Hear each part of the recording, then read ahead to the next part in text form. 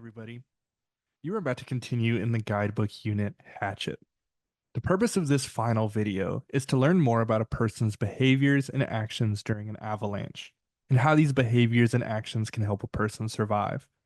This will help you better understand how the main character Brian attempts to overcome a dangerous situation himself in the novel Hatchet. As always, make sure you have your writing utensil and handout ready to answer any relevant questions. Imagine being buried under mountains of snow. You're trapped and desperate. You've been caught in an avalanche. In this situation, what would it take for you to survive? The main character in the novel you're about to read, Hatchet, faces his own dangerous situation. So, what is an avalanche? An avalanche is a mass of snow, ice, and rocks that falls rapidly down a mountainside. What causes an avalanche? An avalanche happens when there is too much snow on a mountain. The extra snow starts to fall and causes damage. Can an avalanche be predicted? Scientists can use snowfall, wind, and temperature to determine when an avalanche might occur. So let's watch a video of a skier who triggers an avalanche. While you watch, please consider the causes of what makes an avalanche happen.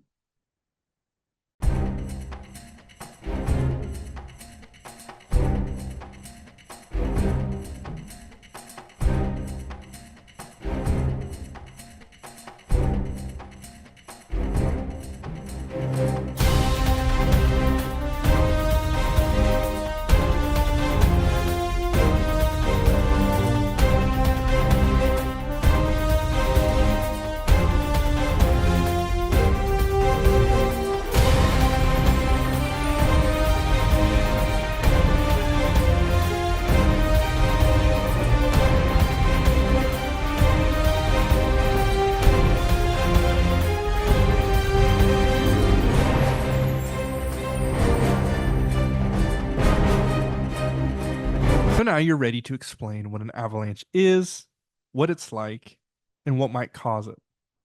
Pause this video and record any relevant answers. When you are ready to continue, press play. To review, an avalanche is a mass of snow, ice, and rocks that fall rapidly down a mountainside.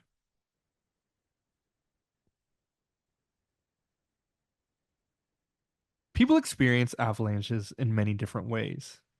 To survive an avalanche, a person needs to be prepared physically, mentally, and emotionally. A person needs to be able to physically protect their body during an avalanche. They also need to be mentally prepared to plan a way out. Finally, emotionally, they need to be able to stay in control of the fear they're experiencing when trapped. Elise Saugstad is a professional skier. She found herself trapped in an avalanche in the Cascade Mountains. We're going to listen in as Elise explains what it was like to be caught in the avalanche. As you listen, think about how she felt.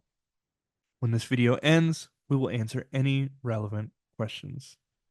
I had no ability to control what was happening to me. I was being tossed over and over and over. It was like being in a washing machine. I didn't know which way was up. I didn't know which way was down. I couldn't see anything. There were times when I couldn't breathe because there was so much snow, and it was just like void of air. I definitely thought that after being caught in it for a little while, holy moly, this may be the end. This is it. Are you serious? This is really the way I'm going to die? So now you can explain what Elise did when she was trapped by the avalanche. You may pause this video if you need to record any notes or questions. You may press play when you are ready to continue.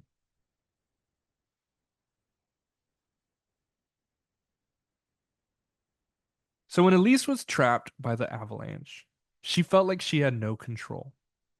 She couldn't see. She couldn't breathe. She didn't know up from down. She thought that this might be the way she would die.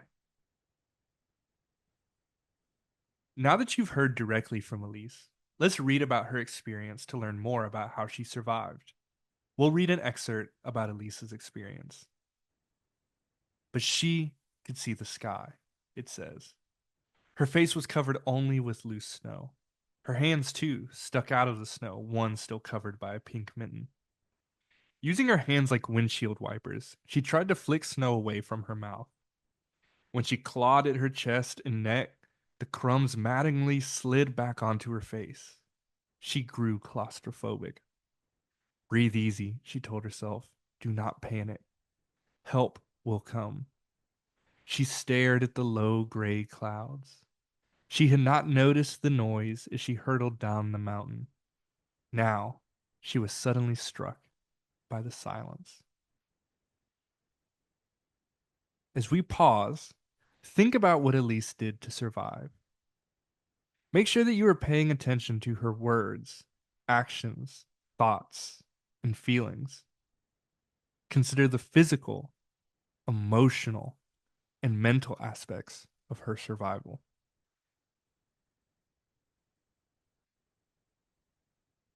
To review, in order to survive, Elise used her hands like windshield wipers to get the snow away from her mouth so that she could breathe.